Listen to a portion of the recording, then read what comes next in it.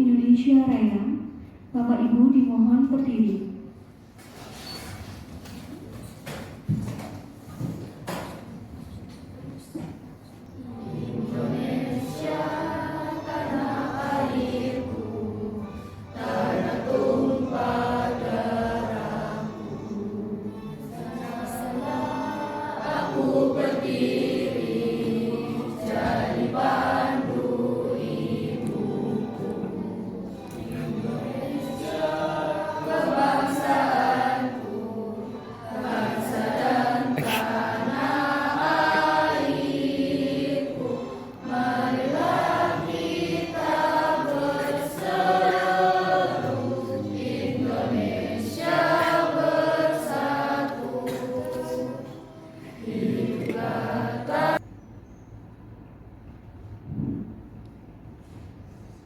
Assalamualaikum warahmatullahi wabarakatuh. Waalaikumsalam warahmatullahi wabarakatuh. Selamat pagi. Apa kabar? Baik. Ya, mohon izin mengganti slide dulu ya.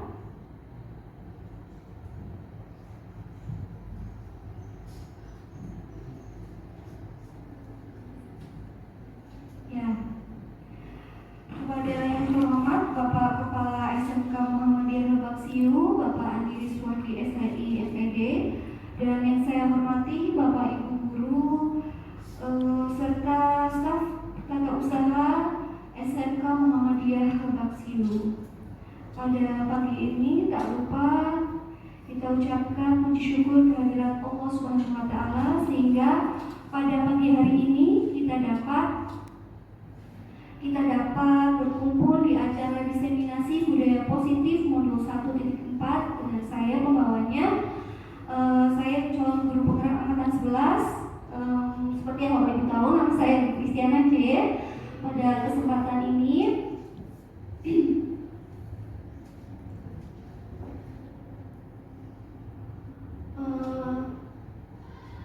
ada beberapa hal misi dari saya, yaitu menyebarkan pemahaman dan penerapan budaya positif. Budaya positif tentunya akan berhasil, akan tercapai apabila seluruh komponen, seluruh komunitas yang ada di sekolah bergerak. Salah satunya guru, kepala sekolah, dan murid-murid atau siswa-siswa yang tentunya sebagai pemeran utama dalam terwujudnya budaya positif. Budaya positif seperti misalnya apa ini? Apa? Perangkat tepat waktu, apalagi? Kenapa? Iya, Ji? Iya, betul, menanti tata tertib sekolah. Kemudian apalagi? Misalnya siswa taat kepada guru, sopan santun. Terus apa lagi? Tugas dalam penugasan harus bagaimana ini misalnya? Iya, tidak menyepelekan, tepat waktu. Ya, kurang lebih seperti itu bayangan kita tentang konsep inti budaya positif. Ada 8 Bapak Ibu konsep inti budaya positif. Begini Bapak Ibu, ada beberapa hal mengenai konsep budaya atau inti budaya positif yang harus kita pahami bersama. Pertama yaitu perubahan paradigma belajar, yang kedua disiplin positif, yang ketiga nilai-nilai kebijakan, dan yang keempat kebutuhan dasar manusia, dan yang kelima motivasi perilaku manusia, kemudian posisi kontrol guru, dan yang ketujuh ada keyakinan kelas, dan yang kedelapan segitiga restitusi. Ya, ada berapa tadi Bapak Ibu? Iya, 8. Yang paling menarik Bapak Ibu yang mana ini? Disiplin positif, apalagi? Segitiga restitusi ya, pertanyaannya ya, apa itu segitiga restitusi? Baik, yuk kita simak sama-sama. Apa ya dari kegelapan itu, terutama kalian, terutama Bapak Ibu, pengen tahu apa sih disiplin positif, apa sih segitiga restitusi?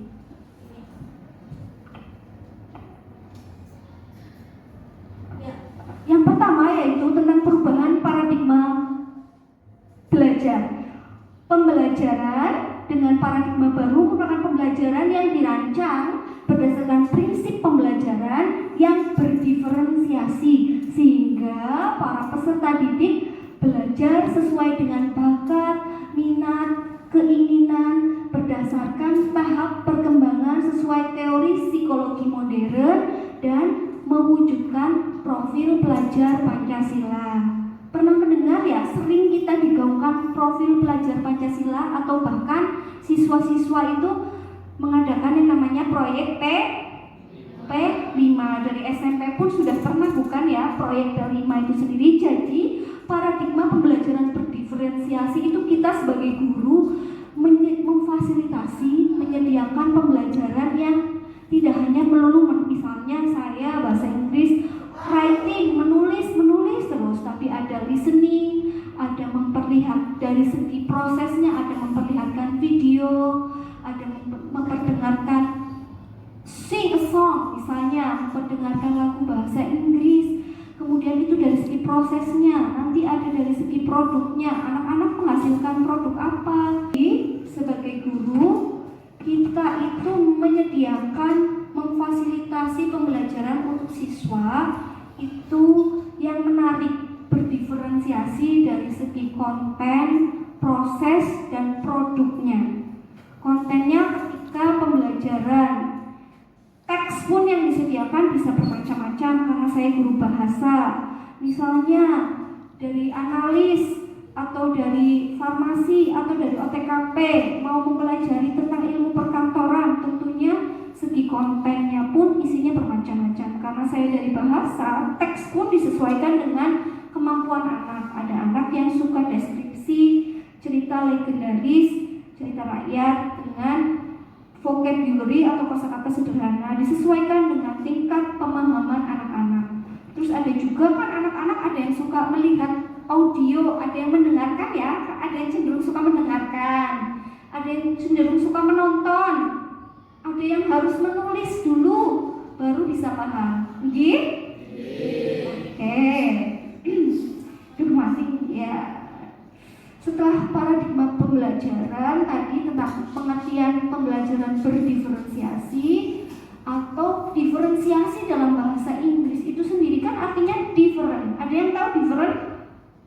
Berbeda. Jadi hasilnya pun, kontennya pun, isinya dan hasil produknya pun diusahakan ya berbeda sesuai dengan bakat, minat murid, lagi-lagi disesuaikan. Sekarang sering terdapat miskonsepsi tentang teori kontrol. Ada semacam ilmu guru mengontrol murid. Kadang guru itu cenderung guru memang dari zaman dulunya mungkin mengontrol murid apa-apa, murid harusnya diarahkan. Harusnya sekarang itu anak diberi kebebasan yang bertanggung jawab. Guru itu hanya mengarahkan sifatnya, memfasilitasi. Kemudian ada ilusi bahwa semua penguatan positif dan efektif itu bermanfaat. Ilusi bahwa kritik dan membuat rasa bersalah mampu menguatkan karakter.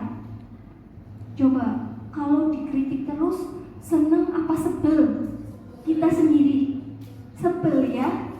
Ada kalanya ternyata dikritik terus itu gak baik. Apalagi usia remaja dikritik terus, sebel kan ya? Iya, tugas kita itu memang tidak melulu menyalahkan anak, tidak melulu mengkritik anak didik. Kita harus itu tadi, nanti kita larinya ke yang namanya segitiga restitusi, menyadarkan anak. Dan yang terakhir, ilusi bahwa orang dewasa berhak memaksa. Dulu kita ketika menjadi siswa, atau sekarang mungkin para siswa, ya, terus tadi berkaitan dengan ilusi.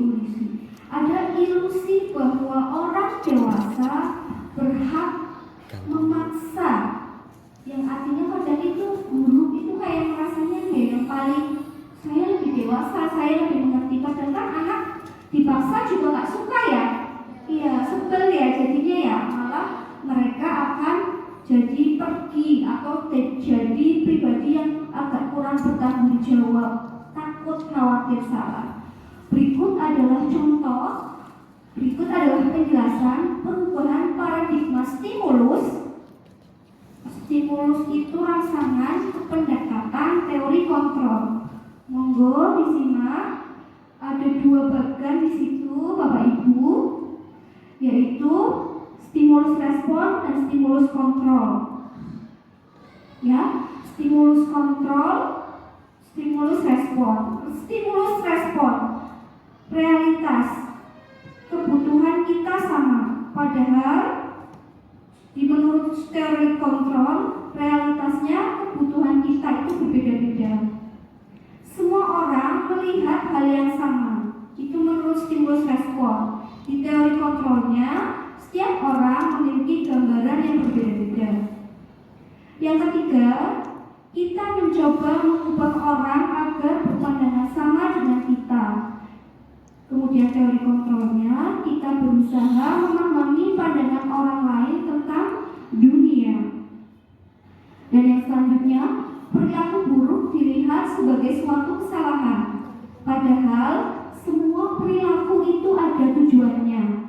Tujuan mencari perhatian, tujuan biar didengarkan. Pasti ada maksud ketika siswa kita, murid kita melakukan pelanggaran. Saya bisa mengontrol orang lain menurut stimulus respon. Menurut teori kontrolnya, Anda tidak bisa mengontrol orang lain. Kemudian pemaksaan ada pada saat bujukan gagal. Kemudian teori kontrolnya, kolaborasi dan konsensus menciptakan pilihan-pilihan baru dengan berkolaborasi, dengan bekerja sama. Coba, enak kerja sendirian atau kolaborasi, kerjasama? Kerjasama. Dengan kerjasama lebih cepat apa lebih lama? Pada stimulus respon itu ada anggapan saya bisa mengontrol orang lain. Pada teori kontrol itu Anda tidak bisa mengontrol orang lain. Betul sekali, memang hakikatnya kontrol diri ya ada pada diri kita sendiri.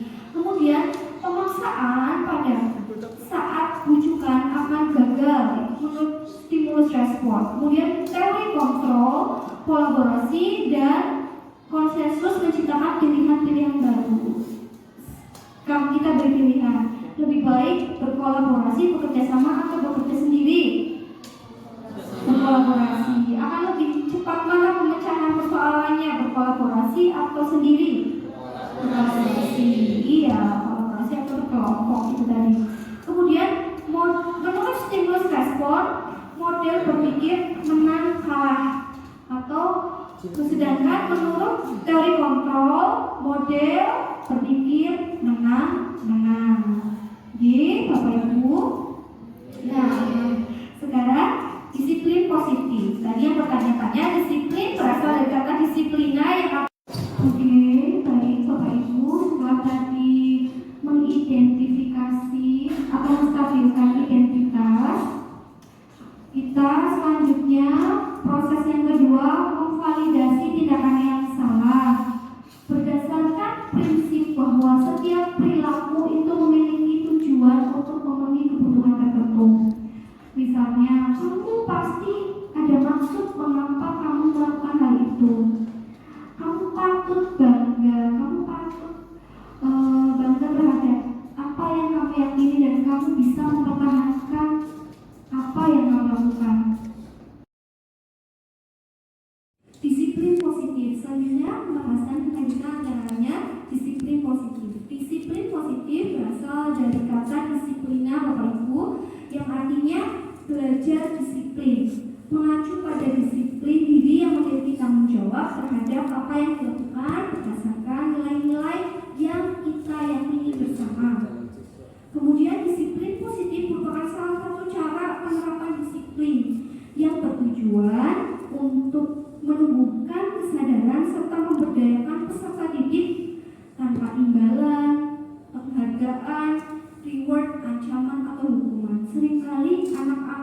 atau siswa-siswa kita takut mengerjakan PR atau takut terlambat masuk karena dihukum BK, gitu ya? Iya kan? Terus kemudian misalnya apalagi ketakutan siswa, nggak ngumpulin tugas, gurunya marah-marah, iya? Iya, gitu ya. Misalnya seperti itu ya, seringkali memang kadang unsur-unsur mengharap imbalan, nilai, ancaman atau hukuman itu masih ada di tengah-tengah peserta didik kita.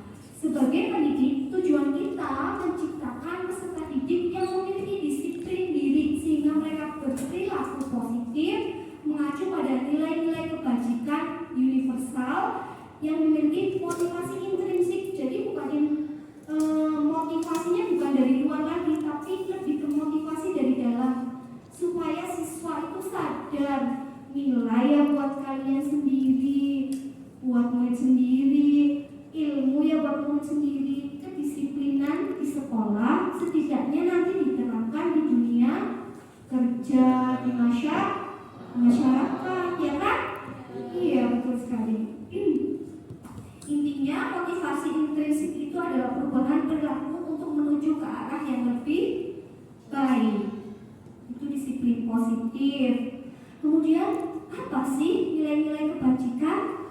Nilai kebajikan itu adalah nilai-nilai yang disepakati bersama, tentang terlepas dari suku bangsa, agama, bahasa maupun latar belakangnya. Nilai kebajikan, nilai baik. Sebuah contoh nilai kebajikan di institusi atau yang terdekat ya di satuan pendidikan kita di sekolah ya, ada beberapa. Satu dari profil belajar Pancasila, kemudian dari Primary Years Program atau PYP, kemudian ada keterampilan hidup atau life skill. Ya, untuk profil pemuda, profil pelajar Pancasila ada beriman, bertakwa kepada Tuhan Yang Maha Esa, berakhlak mulia, berkebinekaan, global, gotong royong, mandiri, kreatif, dan bernalar kritis. Untuk Primary Years Program ada toleransi, ada rasa hormat, ada integritas, mandiri, menghargai, antusias, empati, kemudian keingintahuan, ada kreativitas, kemudian ada kerjasama, percaya diri, dan berkomitmen. Dan yang terakhir keterampilan hidup, misalnya agar murid-murid kita, siswa-siswa kita dapat dipercaya, jujur, lurus hati, pendengar yang aktif, tidak merendahkan orang lain. Ya, anak-anak sekarang atau generasi Gen Z itu tolong diterapkan menghargai orang lain, sopan santun. Orang kita banyak, tapi harus menjadi bagian orang yang berakhlak baik. Itu satu bentuk life skill kerja. Kita sebagai penghasil generasi SMK untuk ke dunia kerja, pintar saja tak cukup, tapi orang-orang yang memiliki keterampilan hidup tinggi yang banyak diterima di factory atau perusahaan, dia dapat dipercaya itu tadi, lurus hati, pendengar yang aktif, memberikan yang terbaik bagi perusahaan, bagi diri sendiri. Tentunya kalau bekerja dimanapun ya akan memberikan yang terbaik.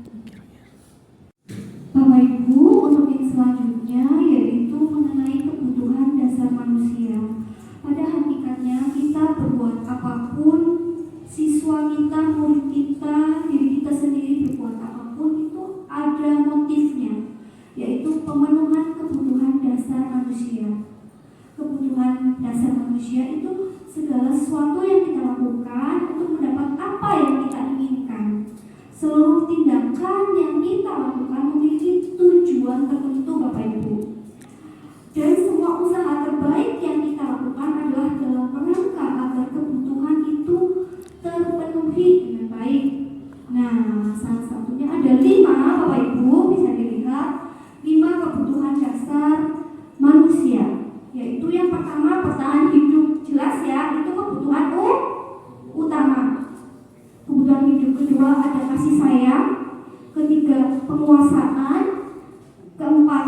kebebasan, dan yang kelima kesenangan.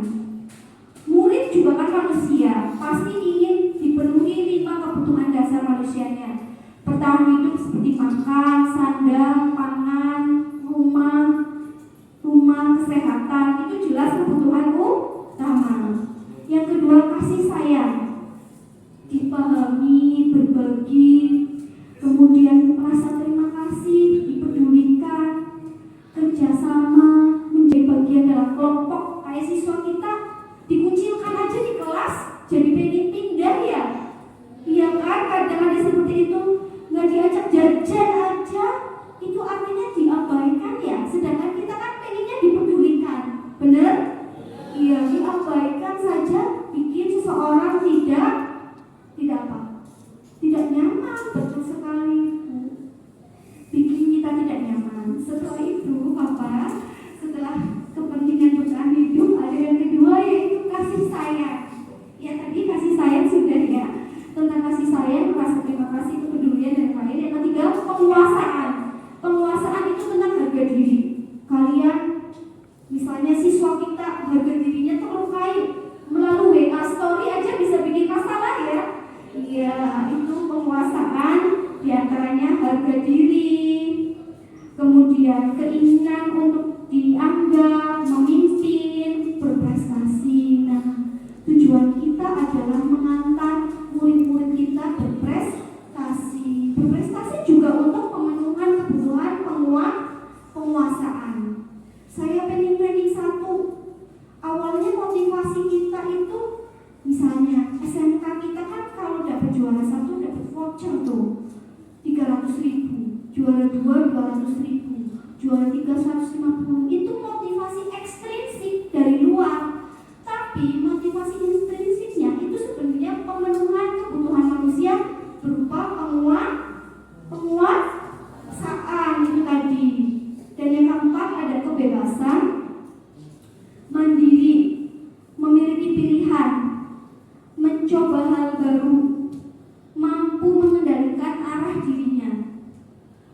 Dan yang terakhir, mohon maaf, ada kesenangan, bermain, humor, tertawa, dan antusias. Pembelajaran yang menyenangkan juga membuat murid senang. Senang juga pemenuhan kebutuhan dasar manusia. Ada yang pemenuhan kebutuhan senangnya dengan apa misalnya? Motor ada, otak-atik motor. Ada yang bikin TikTok, sudah memenuhi kebutuhan kesenangan. Atau Bapak Ibu guru pemenuhan kebutuhan kesenangannya nonton drakor misalnya. Nah kita variasikan masuk ke pembelajaran misalnya seperti itu. Ya, motivasi perilaku manusia. Ya, seperti yang saya jelaskan Bapak Ibu, ada 2 motivasi. Motivasi ekstrinsik, berarti motivasi dari luar. Kemudian motivasi intrinsik dari dalam.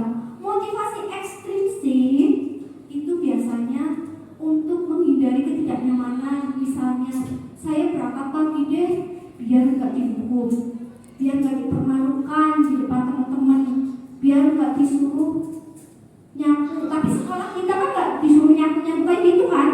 Apa? Sholat duha ya? Atau baca surah-surah pendek seperti itu.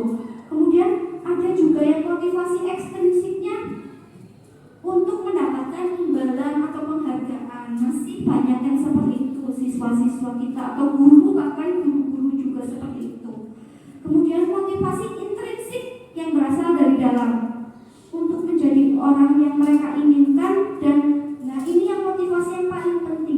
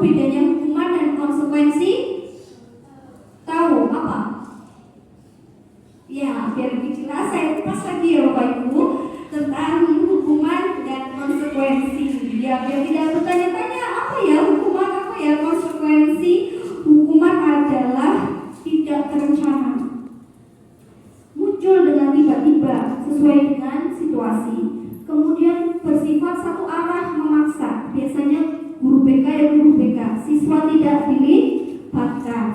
Berupa hukuman fisik atau psikis. Fisik ya dihukum lari, dihukum misalnya nyapu, bersih-bersih, itu juga merampas hak siswa. Kemudian psikis dipermalukan di depan teman-teman, itu kan yang lebih kena mental ya, kadang dipermalukan.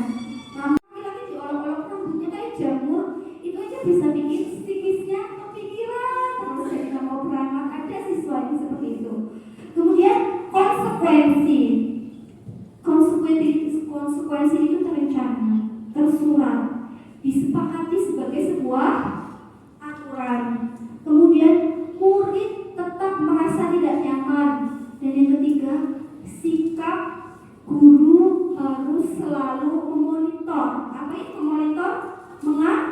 Mengawasi muridnya. Dan selanjutnya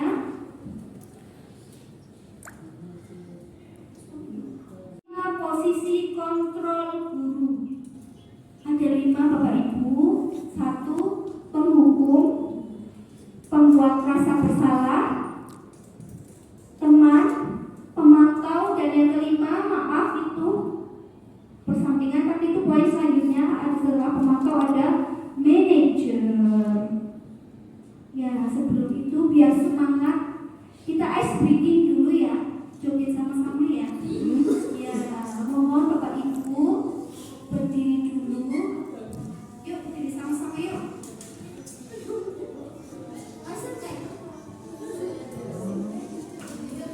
Saya juga kok.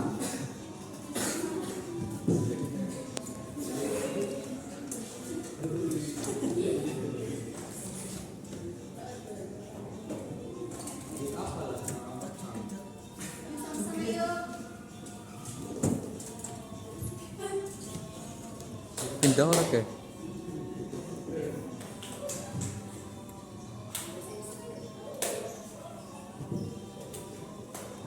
Ayo semangat Bapak Ibu.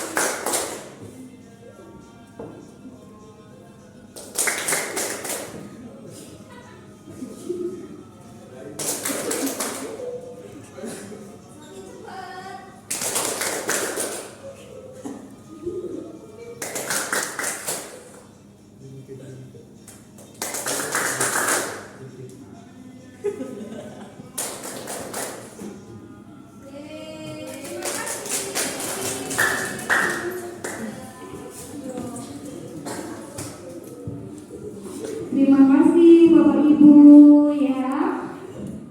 Ya, semoga dengan SPG tadi merefreshkan otak kita sejenak setelah tadi penjelasan-penjelasan dari saya Bapak Ibu ya. Kemudian tadi 5 posisi kontrol itu ada penghukum, pembuat merasa bersalah, ada teman, pemantau, dan manajer. Ada pun contoh penerapan 5 posisi kontrol guru. Ini ada sebuah kasus Bapak Ibu tentang salah seorang murid yang tidak menggunakan atributnya dengan lengkap. Kalau posisi penghukum, hormat bendera 1 jam, itu menghukum ya, sifatnya fisik.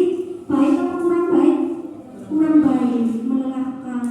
Fisik itu efek jerahnya cuma sesaat. Yang kedua, pembuat merasa bersalah. Biasanya guru PK-nya ngomong kayak gini, berapa kali ibu bilang harusnya memberitahu kamu itu udah bikin bapak ibu kecewa. Lagi-lagi nggak pakai topi misalnya, lagi-lagi pakai sepatu putih, itu membuat rasa bersalah ke siswa. Itu juga sepertinya kurang baik katanya gitu. Kemudian kalau bersifat manajer itu seorang guru biasanya kan ngomong kayak gini, apakah kamu tahu kesalahanmu apa? Kira-kira kamu bisa memperbaiki kesalahanmu? Itu biasanya seperti itu, gurunya ngomong seperti itu. Nah, sekarang di tebak-tebakan nih, saya sangat kecewa sekali dengan kamu. Ini apa ini? Posisi kontrol apa ini? Pembuat rasa bersalah. Ya betul sekali Pak, membuat rasa bersalah. Kamu tidak pernah mendengar ya apa yang kamu tidak pernah dengar ya melakukannya. Itu apa ini? Rasa bersalah lagi. Terus apa rencanamu untuk menyelesaikan masalah ini? Manajer, ayo lakukan demi bapak ibu ya. Apa ini? Teman. Iya, kita biasanya memposisikan sebagai teman. Nah, kalau tadi kan posisi kontrol guru ketika murid sudah melakukan pelanggaran. Nah, sekarang itu membuat keyakinan kelas, atau biasa kita itu dulunya peraturan kelas yang pernah saya bikin dengan siswa 10 AMPLB. Apa sih keyakinan kelas? Kenapa bukan peraturan kelas? Ya, ini itu salah satu bentuk kertas tempel-tempelannya ketika anak-anak dilibatkan dalam pembuatan keyakinan kelas dengan menggunakan kertas apa ini namanya? Pop-it atau sticky note. Pembuatan keyakinan kelas biasanya berupa pernyataan universal, dibuat dalam bentuk pernyataan positif, sedikit saja agar mudah diingat, sesuai dengan kondisi kelas atau sekolah, sehingga mudah diterapkan. Kemudian semua warga kelas atau sekolah dilibatkan dalam pembuatan keyakinan tersebut. Sudah dilibatkan ya? Nah, ini contohnya. Ketika ibu di kelas, saya itu di kelas 6 itu ya waktu itu ya, di kelas 10 BMPLB. Saya perlihatkan videonya ketika penerapan pembuatan keyakinan kelas.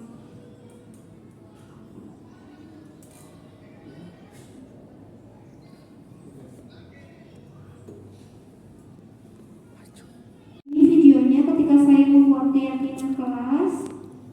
Ada bersatu, berangkat tepat waktu, kedua kebersihan, tanggung jawab bersama,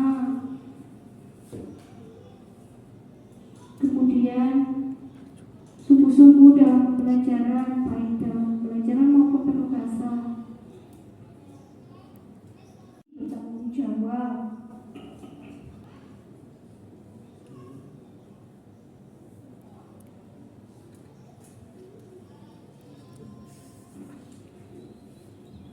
Ya, itu ketika suasana di kelas.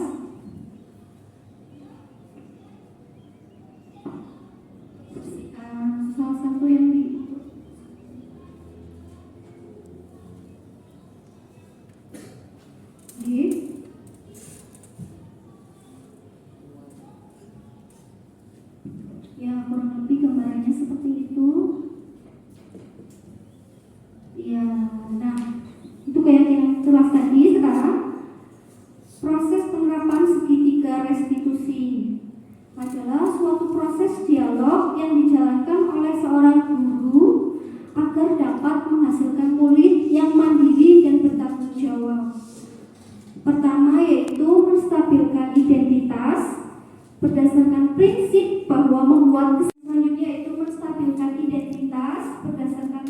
membuat kesalahan adalah proses wajar dalam pembelajaran. Kita bisa mengungkapkan bahwa misalnya ngomong seperti ini, berbuat salah itu wajar. Kemudian ya,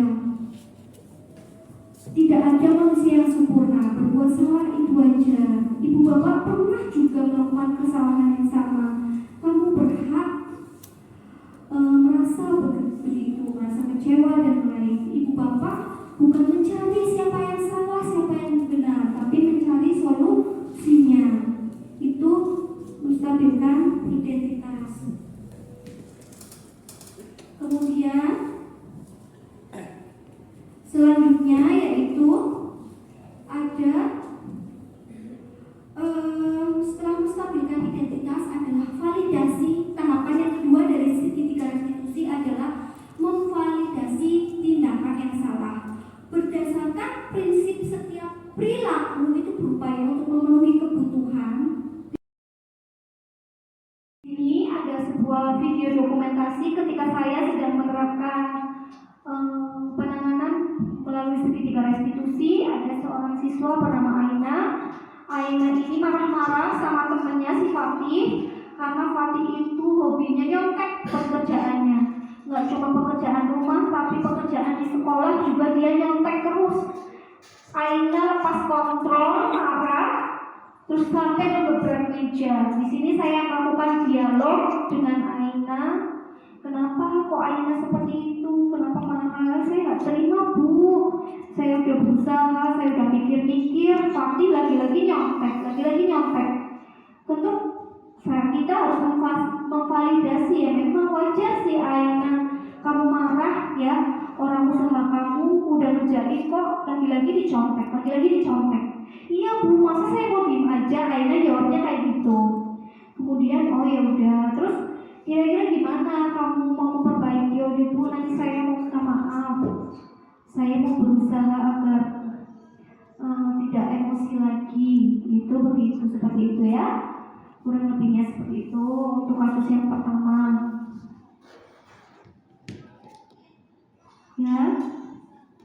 Kemudian ada kasus yang kedua.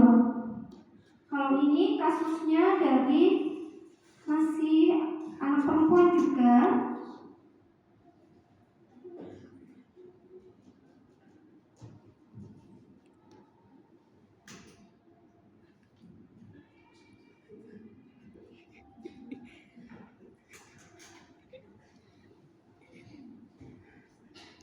Ini masih kasus waktu ya. Untuk kasus yang kedua benar itu Bapak mana ya? Oh ini kasus kedua. Kok ini saja?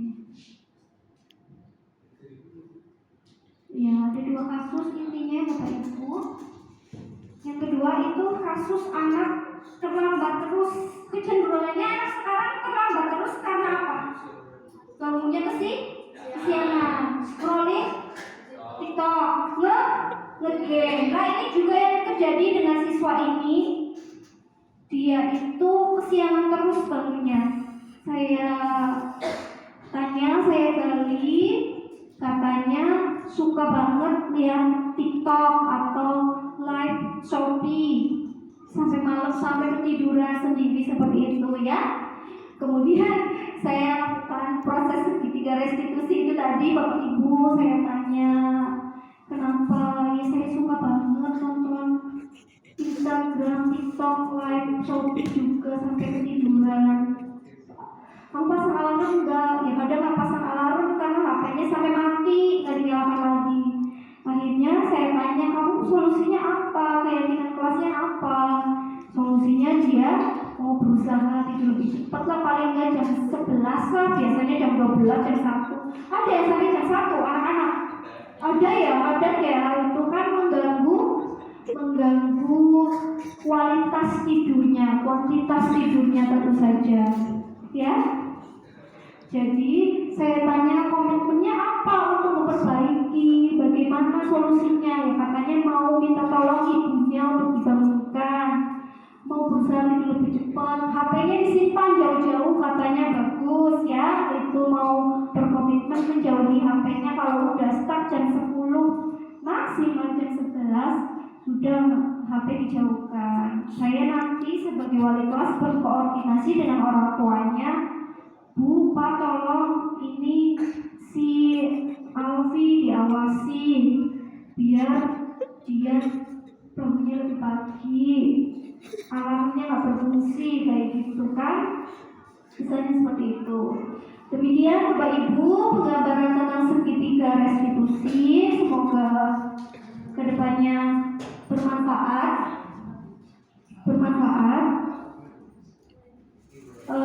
Dan apa-apa yang saya sampaikan tadi tentang budaya positif, tentang bagaimana konsekuensi hukuman, 5 posisi kontrol dapat kita terapkan. Oke? Dan yang terakhir penutup ke saya ya? Iya, Bu. Dan yang terakhir penutup, dalam penerapan program disiplin positif, hendaknya guru memiliki standar kepribadian yang profesional, sosial yang baik, di mana guru mampu merefleksikan dirinya dalam posisi kontrol saat ini. Bagaimana perjalanan dirinya sebagai among atau manajer yang menuntun murid menjadi insan yang mandiri, merdeka dan bertanggung jawab. Terima kasih, sudah menyisihkan waktunya untuk hadir di sini di tengah kesibukan Bapak Ibu semuanya. Semoga bermanfaat. Mohon maaf untuk tutur kata yang salah. Salam guru bergerak, bergerak, menggerakkan. Wassalamualaikum warahmatullahi wabarakatuh. Waalaikumsalam warahmatullahi wabarakatuh. Tahapan kedua dari segitiga restitusi adalah memvalidasi tindakan yang salah. Berdasarkan prinsip setiap perilaku berupaya memenuhi kebutuhan dasar manusia. Kalau Bapak Ibu bisa ngomong seperti ini, manusia tidak ada yang sempurna. Kamu pasti melakukan hal tersebut ada tujuannya, ada maksudnya, seperti itu. Atau bisa alternatif seperti ini, kamu patut berbangga diri, kamu mau mempertahankan apa yang menjadi keyakinanmu. Atau bisa juga Bapak Ibu, kamu mau melakukannya memang karena mempertahankan sesuatu yang penting dari diri kamu. Bisa diawali dengan tahapan yang kedua, itu memvalidasi tindakan yang salah. Nah, karena kita sudah membuat keyakinan kelas di awal pembelajaran, saatnya kita menanyakan keyakinan Bapak Ibu.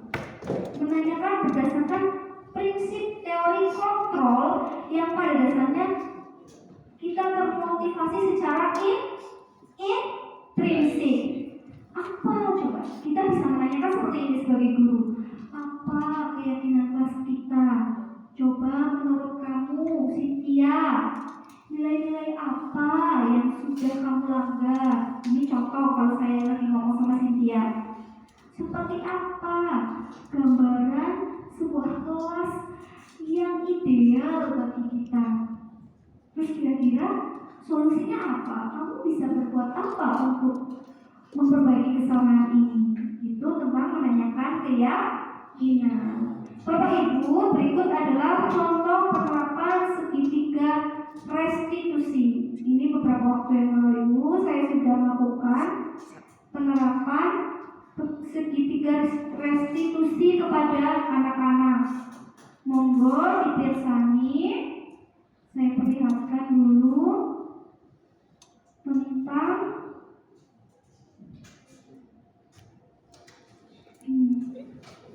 saat kasus pertama.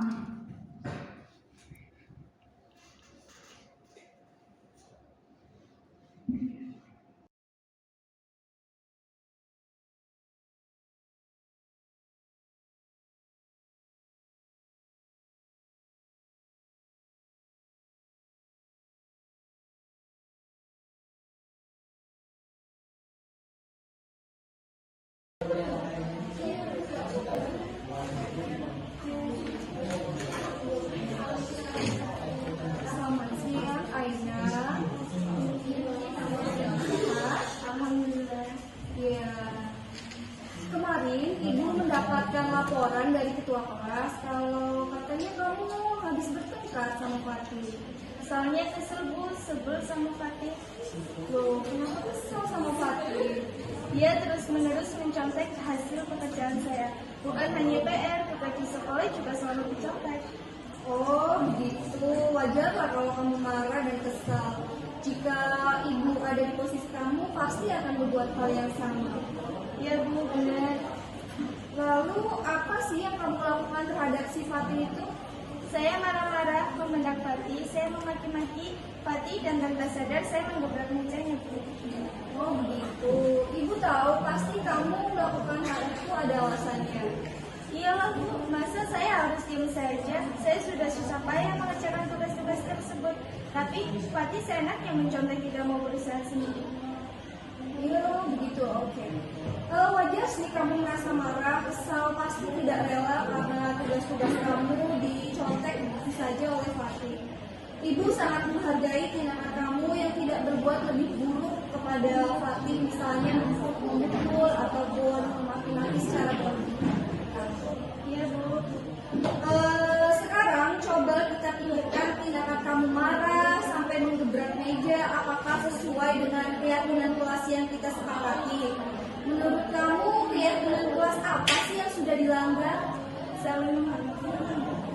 Oh iya, betul. Menurut kamu saling menghormati antar teman itu penting tidak untuk kamu? Penting Bu. Oke, baik. Kalau menurut kamu penting, jadi keyakinan apa yang harus kamu lakukan ketika kamu sedang marah untuk teman?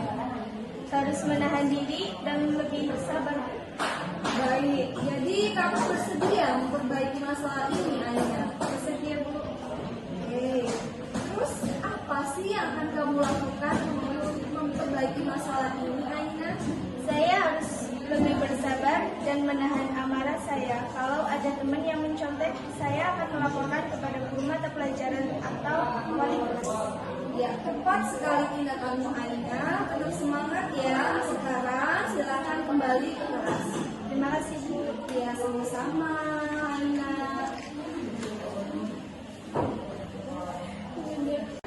Assalamualaikum warahmatullahi wabarakatuh. Perkenalkan, nama saya Aina Rahma dari kelas 11A Farmasi.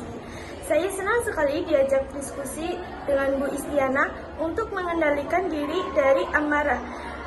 Karena perilaku teman sekelas saya harus banyak bersabar dan menghormati teman-teman. Terima kasih. Wassalamualaikum warahmatullahi wabarakatuh. Selamat pagi, Asti.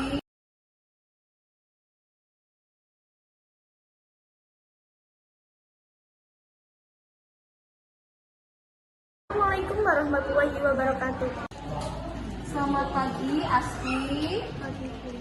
Apa kabarnya, Rini? Begini, Asti. Ibu memanggil kamu. Tadi Ibu mendapatkan laporan dari guru tiket. Katanya kamu datang terlambat lagi. Benar ya? Kalau diingat, kamu sudah datang terlambat berapa kali? Berapa kali? 6 kali. Wah, 6 kali ya. Jadi, menurut kamu datang terlambat itu sebuah kesalahan bukan? Baik, berbuat kesalahan itu manusiawi ya. Yang terpenting kamu itu harus menyadari dan mengambil pelajaran akan kesalahan tersebut. Bagaimana, setuju tidak?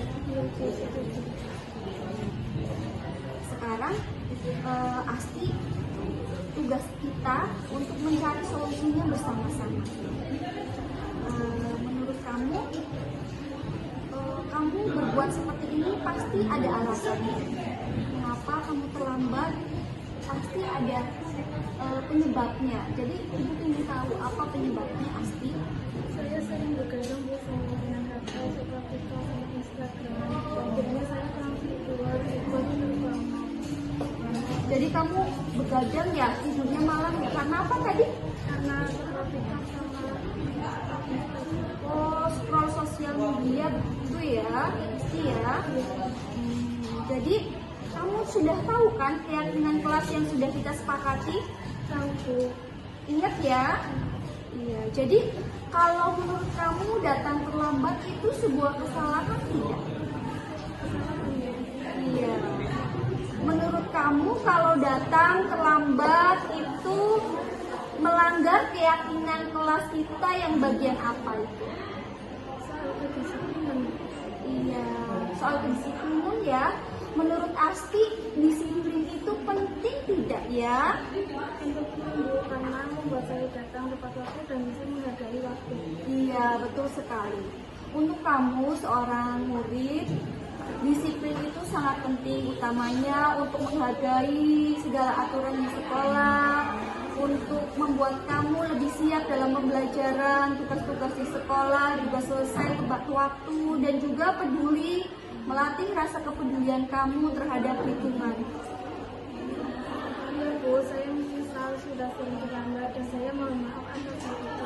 Iya, bagus. Ibu hargai kamu sudah berani, sudah bersikap sangat baik, mau mengakui dan meminta maaf. Jadi, menurut kamu setelah seperti ini, alhamdulillahnya Asti sudah minta maaf. Solusi apa yang akan kamu lakukan agar kamu tidak terlambat lagi? Saya akan tidur lebih awal, tidak begadang dan memasang alarm agar bangun lebih awal dan bersiap-siap sekolah lebih pagi. Ya, jadi ibu garis bawahi ya, kamu akan tidur lebih awal, betul? Ya, tidak main scroll sosmed dia secara berlebihan ya, dan akan memasang alarm. Baik, sudah disepakati ya, Asti ya. Nanti ibu akan meminta bantuan menghubungi bapak atau ibu kamu agar bisa dilaksanakan atau dipantau di rumah. Ya betul? Ya boleh. Baik Asti, sekarang kamu boleh masuk ke kelas. Iya, sama-sama. Hati-hati ya. Assalamualaikum warahmatullahi wabarakatuh. Perkenalkan, nama saya Asti Febriana dari kelas 11 B Farmasi. Saya senang sekali diajak diskusi oleh Ibu Stiana untuk dapat menemukan solusi yang saya lakukan. Saya berjanji tidak akan begadang lagi dan saya berjanji akan tidur lebih awal agar berangkat sekolah tepat waktu. Terima kasih. Wassalamualaikum warahmatullahi wabarakatuh. Jadi keyakinan kelas itu secara garis besar ibu ada 5. First time you have to be on time. Kita sepakati, kita yakini bersama, berarti keyakinan kelas harus dilaksanakan ya. Honey, being on time, and then politeness. Kalian harus menjadi pribadi yang sopan, memanusiakan manusia, menghargai orang lain. Ketiga, apa itu? Responsibility. Responsibility kita sepakati bersama bahwa harus tanggung jawab ke tugas kita masing-masing. Baik entah itu tiket, tugas di pembelajaran, ya. Ya Hani, ini siapa? Ibu yang mana kalau ibu ada balik dari Amelia.